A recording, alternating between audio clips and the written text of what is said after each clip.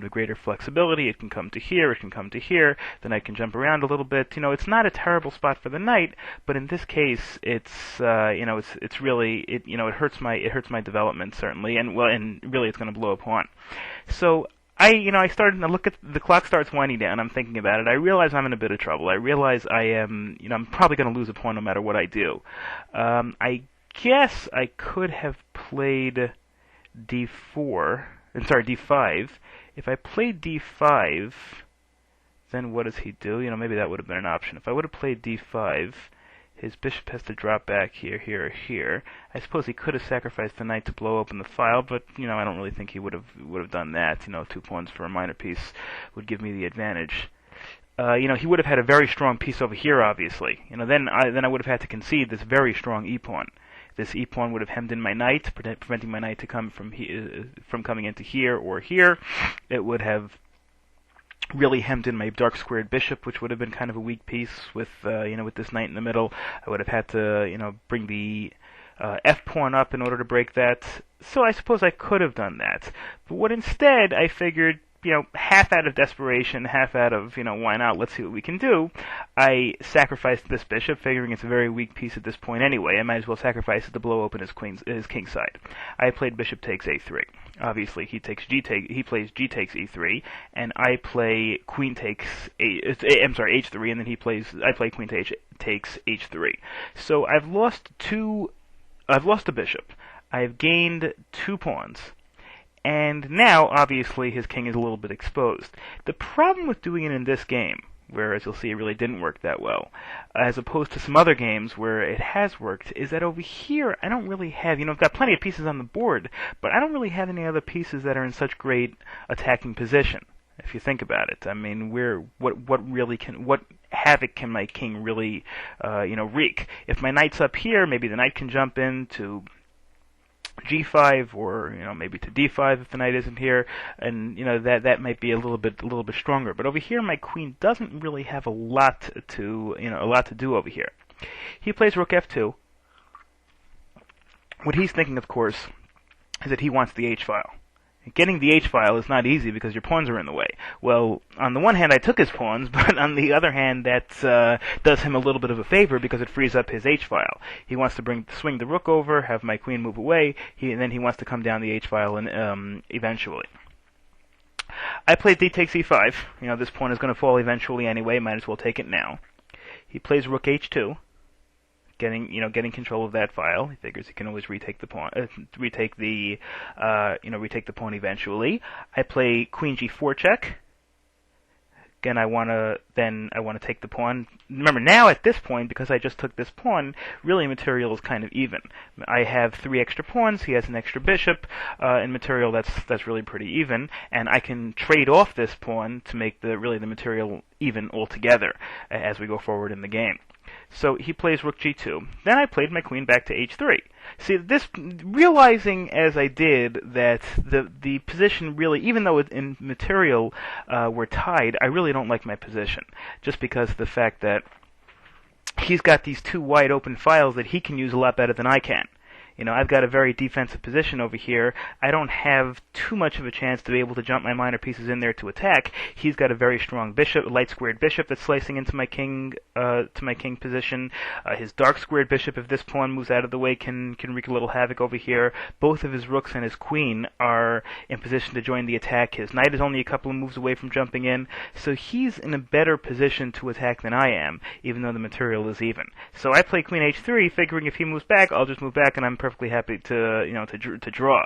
For example, if he moves his rook over here, I move my queen back to g4 check, and he moves his rook back, I just move back to h3. If he moves his queen in the way, then I'll just gladly trade off the queens. Because once I trade off the queens, then we're even in terms of material. He has an extra minor piece, I have 3 extra pawns. I'm very, very much in the game. In fact, it's pretty even. So he doesn't want to do that. He's not interested in drawing the games. He plays knight e4, jumping in. Again, really, he's now centralized his knight. He's got all of his pieces in the attack except for this rook, which can really, well, the queen and the rook are controlling this file. I played e takes e4. He plays bishop takes f4, f4. Then he plays bishop takes f4. Again, I want to do that because I want that pawn is going to be taken eventually anyway, so I might as well take a pawn with it. Now, if you look, it's a very interesting position. His king has no pawn protection whatsoever. The nearest pawn to his king, which is all the way over here in the g file, is his c pawn. So there's no pawns around his king, which usually is a very bad thing for a person. But in this case, it really isn't bad for him, because he's got all his major pieces and minor pieces floating around his king, and I don't have any attack going. That's my major problem going forward. Material is even, but he is in a very strong position to attack eventually. I play knight f6, again centralizing my knights. That knight is doing nothing in the back rank over here, so I might as well do that. Might as well play that, maybe trade off the knights. The more I can trade down here, the better, as far as I'm concerned. In an endgame, a minor piece against 3 pawns, the 3 pawns are usually better even. All you need to do is queen one of them. But the one thing I don't want to do is I don't want to be subject to a major attack, so I'm perfectly happy to trade off pieces. He plays knight g5, and now all of a sudden it starts to get a little hairy for me, because that knight g5 is, of course, first of all, it checks my queen over here, so my queen has to move. Then, and it's hitting at this very vulnerable h7 square. Right now, the h7 square is being protected only by this knight. This knight can be taken off relatively easily. Remember, he's got a dark squared bishop. He can, with a couple of moves, he can take that knight. And then this pawn way down here is going to be in big trouble. And once he gets in here, whether it's with the rook or with a queen, my king is going to be very, very short for this world, because it's not easy to defend. It's not easy to defend this square over here. This rook, if this pawn weren't here, maybe the rook could step up, although this bishop is preventing that. But I certainly have to be very wary about that. I play queen back to f5. I want to keep it in the game. I want to keep it in the defense of my king. I don't want to move it all the way back. Really, there's no other place I can move it if you think about it. It was being checked. I could move it here, but then, of course, he just plays rook h7, and my queen is rook h2, and then my queen has to move here, and it's not a good overall situation. He plays bishop d3. I'm not particularly concerned about that. Of course, he makes my queen move again, but this pawn is not what he's going to hit. If he wants to hit this pawn, it's perfectly fine. I'm not worried about that. Really, I'm much more worried about this pawn, which is weaker because it would be pinned against my king. So the fact that he moves his bishop off this diagonal, again, he wants they're both focused on my king either way, so he doesn't really gain a tempo doing that. I played queen c5 check. Moving across the board again, I want to be able to, to move across with. I want to gain a tempo over here, at least, be able to move my rooks in the middle. Obviously, what I want to do is move a rook to here, move a rook to this file, and pin the bishop against the queen, and hopefully hem in his attack a little bit. So he plays bishop e3 to, again, he keeps we both keep trying to gain an extra move where we can do some maneuvering, but we both keep checking each other and checking each other's queens and all that in order to, really preventing each other from doing much in the way of developing. So I play queen d6. Eventually I want my rook on this file also. I want to trade material off. I want to pin this bishop. I want to make sure this bishop can't do much. Maybe eventually I want to march up with my c-pawn and pin the bishop, because I would love to trade off material over here. Again, for the same reason I've been discussing before. I sense this is not really working that well. I sense he has a big attack coming. I'd love to trade off material as much as I can. He plays rook f1. He wants to get off that file. I guess eventually he's considering the possibility of sacrificing the exchange and rook takes f6. This, if you notice, of course, as I mentioned before, and of course it still applies, this f6 knight right now is really the key piece in my entire defense.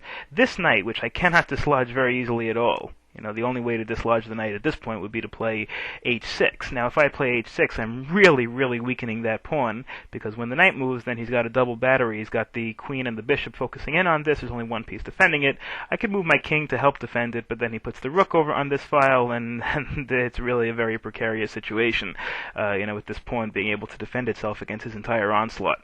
So this knight is a key defensive piece over here, and he, I guess, at least what I would do if I were him at this point, is I would look for a way to eventually trade it off, even if it means taking it with a rook. That's perfectly okay if it's if it's going to spring a mating attack. So now it's my move. I played rook a d8. I want to pin the bishop. I want to get my rook on the same file as his queen. When and if my queen moves away, then this bishop is really going to be